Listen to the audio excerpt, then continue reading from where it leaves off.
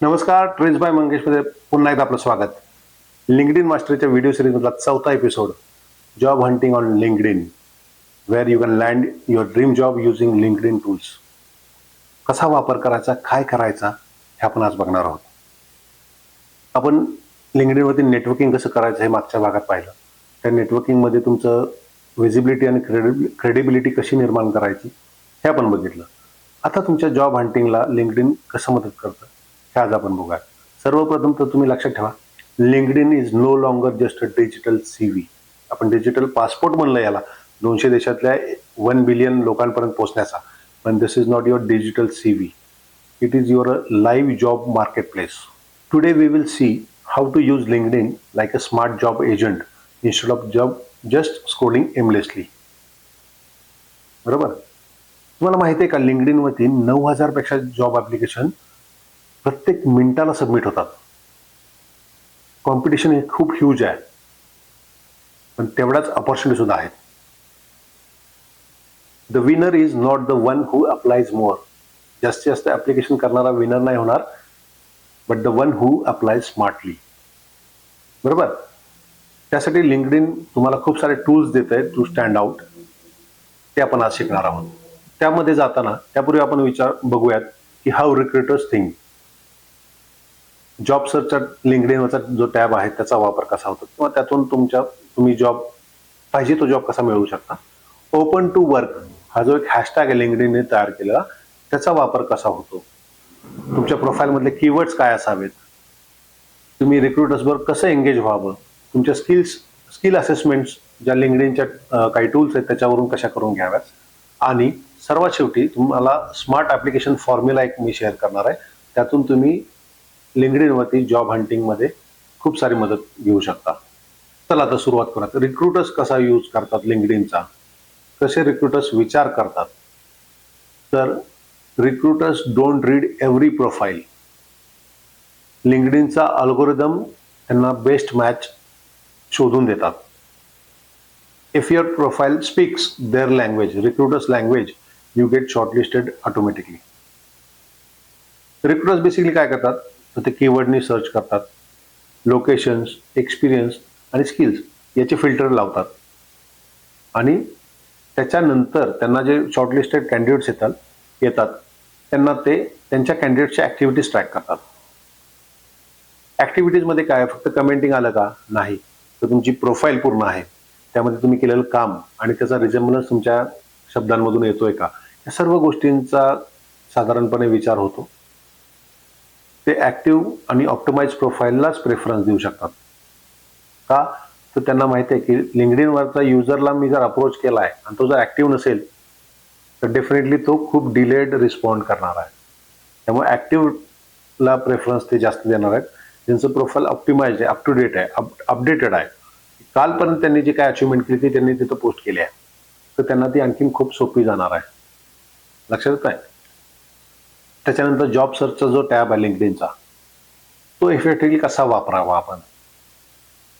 तर सर्वप्रथम तर तुम्ही you can set alerts for specific roles. तुम्ही कोणत्या रोलसाठी जॉब सर्च करताय तर त्याच्यासाठी अलर्ट तुम्ही लावून ठेवू शकता. से फॉर एक्झाम्पल की मला बीम मॉडेलर रिमोटली काम करायचं आहे, तर मी त्या प्रकारचा एक अलर्ट तिथं सेट करतो.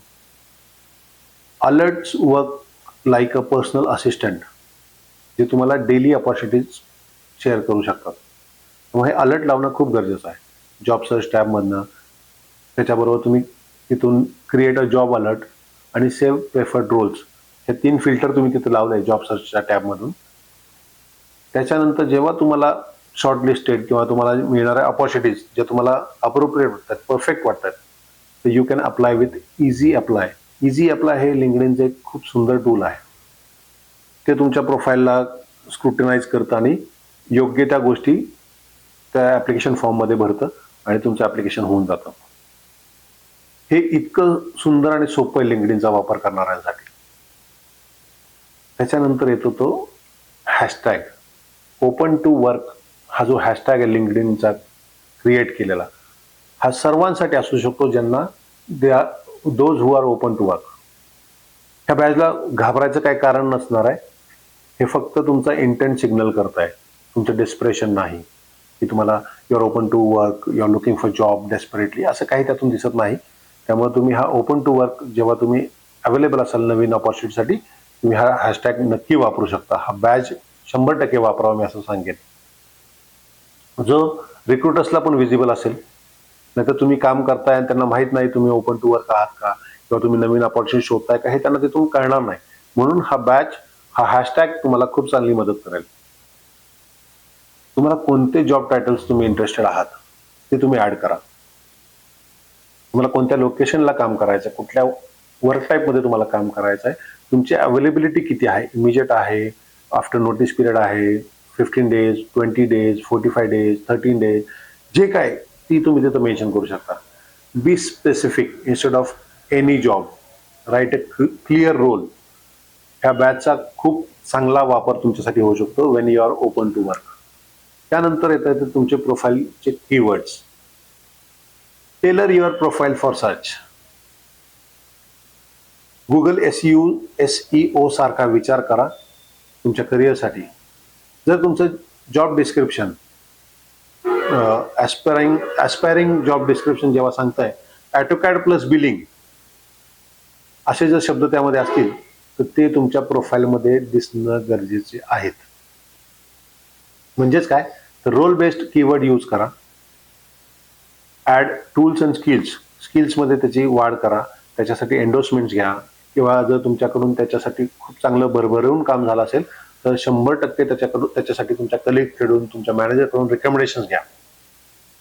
राईट अचिव्हमेंट फोकस समरी तुमच्याबद्दलची. आणि जॉब डिस्क्रिप्शन, तुमचे ॲस्पायरिंग जे जॉब टायटल असेल त्याचं जे जॉब डिस्क्रिप्शन आहे त्याची लँग्वेज मॅच करा. ह्या सगळ्या वापरातून तुमची प्रोफाईल रिक्रुटर्ससाठी फर्स्ट हिट असू शकते. रिक्रुटरचा विषय निघाला, त्यांच्यावर एंगेजमेंट कशी ठेवायची. तर बिल्ड रिलेशनशिप, त्यांच्याबरोबर रिलेशनशिप बिल्ड करा, त्यांना फॉलो करा. जे हायरिंग मॅनेजर्स त्यांना फॉलो करा. त्यांच्या कंपनीच्या पोस्टवरती तुम्ही कमेंट करा. त्या कंपनीने कोणतं एखादं चांगलं काम केलं असेल, त्यानं इंडस्ट्रीला काय फायदा झाला, किंवा एखादा प्रॉब्लेम स्टेटमेंटला काय किती चांगल्या प्रकारे सोल्युशन झालं आहे, हे थॉटफुल कमेंट करा. फक्त कमेंट नका करू कॉंग्रॅच्युलेशन्सवाली. मी अजूनही परत ते सांगतो की तुमची कमेंट थॉटफुल असणं खूप इम्पॉर्टंट आहे, ज्यानं तुमची विजिबिलिटी आणि विजिबिलिटीतून तुमची क्रेडिबिलिटी तयार होते. त्याचबरोबर त्या हायरिंग मॅनेजर्सला, रिक्रुटर्सला तुमचे वर्क सॅम्पल शेअर करा. एक शॉर्ट इंट्रो मेसेज त्यांना पाठवा की तुम्ही काय आहात आणि काय नाही आहात. Don't send give me a job, send value, portfolio, certifications, problem solving mindset, हे त्यांना मेसेजेस पाठवा. डायरेक्ट त्यांना म्हणू नका की गिव्ह मी अ जॉब. त्यांच्याकडे तुमच्यासारखे भरपूर ऑप्शन्स असू शकतील. तुम्ही त्यातला टॉपेस्ट ऑप्शन कधी असू शकाल, जेव्हा तुमची क्रेडिबिलिटी तुमच्या लिंक्डइनच्या वापरातून, लिंक्डइनमधून दिसणार आहे. अशा प्रकारे तुम्ही रिक्रुटर्सवर एंगेज राहा. तुमचे नवीन जॉबमध्ये तुम्ही लवकरच तुम्हाला अपॉर्च्युनिटी तयार होऊ शकते. स्किल असेसमेंट्स म्हणजे इट्स प्रूव्हिंग युअर ॲबिलिटी. लिंक्डइनच्या स्किल टेस्ट आहेत, त्या टेस्ट द्या. त्यातून तुमची ॲबिलिटी तयार करा. तुमची स्किल असेसमेंट घेतली आहे त्याचे बॅजेस तुमच्या प्रोफाईलवरती लावा. मी हे लिंक्डइनचे स्किल असेसमेंट करून घेतल्यात आणि I am proficient in certain skills, बरोबर. त्यातून तुमची रिक्रुटरच्या समोर रँकिंग वाढतेच आणि रिक्रुटर्सच्या बरोबरचा एक ट्रस्ट बिल्ड होतो. Even a small batch increases credibility. It tells recruiter the candidate is a verified, not just claiming. म्हणजे हे बॅज लावणं सुद्धा तुम्हाला किती महत्त्वाचं आहे लक्षात घ्या. इथं व्हेरिफिकेशन तुम्हाला लिंक्डइन कडून मिळणार आहे. तुम्ही फक्त क्लेम नाही करत, तर तुम्ही व्हेरीफाईड क्लेमंट असाल त्या जॉबसाठीचे. आणि या सर्वाच्या वापरानंतर सर्वात महत्त्वाचं मी तुम्हाला जसं म्हणलं की स्मार्ट ॲप्लिकेशन फॉर्म्युला मी देणार आहे. लक्षात ठेवा, बिफोर अप्लाइंग, पहिले तर नेवर मास अप्लाय ब्लाइंडली. प्रत्येक येणारा अपॉर्च्युनिटी तुम्ही अप्लाय करू नका. लक्षात ठेवा, 100 रँडम ॲप्लिकेशन्सपेक्षा 10 स्मार्ट ॲप्लिकेशन्स तुमच्यासाठी खूप तगडं काम करून जातील. मग ते करण्यापूर्वी तुम्ही काय करायचं, तर तुमची हेडलाईन कस्टमाइज करून घ्या, त्या जॉब स्पेसिफिक करून घ्या. तुमचा लास्ट एक्सपिरियन्स अपडेट करा तुमच्या प्रोफाईलमध्ये. की आय एम वर्किंग विथ दिस, आणि त्यामध्ये तुमचे रिवॉर्ड, रेकग्नेशन, अचिव्हमेंट्स त्याच्याबद्दल तुम्ही भरभरून लिहा. तुम्ही केलेल्या कामाबद्दल भरभरून लिहा. तुमचा पोर्टफोलिओ अटॅच करा. पोर्टफोलिओ, त्यामुळे तुम्ही तुमचा स्वतःचा पोर्टफोलिओ तयार करून घ्या की तुमच्या कामाबद्दलचा, तुमच्या अचिव्हमेंट्स बद्दलचा, तुम्हाला मिळणारा रिवॉर्ड, रेकग्नेशन बद्दलचा. आणि write a 2 line note in application. हे जर तुम्ही कराल तर you will land your dream job soon. तर आजच्या एपिसोडमध्ये तुम्ही आजचा टेक अवे काय आहे तुमच्यासाठी, तर LinkedIn can become your 24/7 job agent if and only if you know how to train it.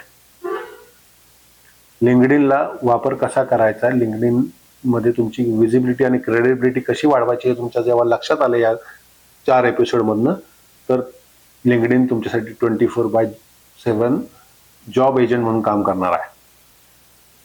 लक्षात ठेवा, optimise once, benefit for months.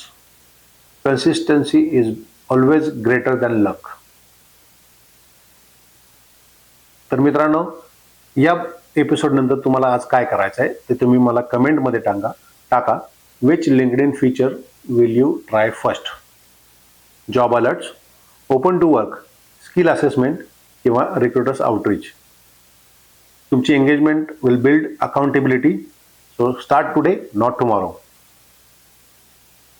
पुढच्या भागामध्ये आपण बघूयात तुमच्या कंटेंटने तुमचं पर्सनल ब्रँडिंग कसं करू शकता, तुम्ही कसं करायला हवं आहे.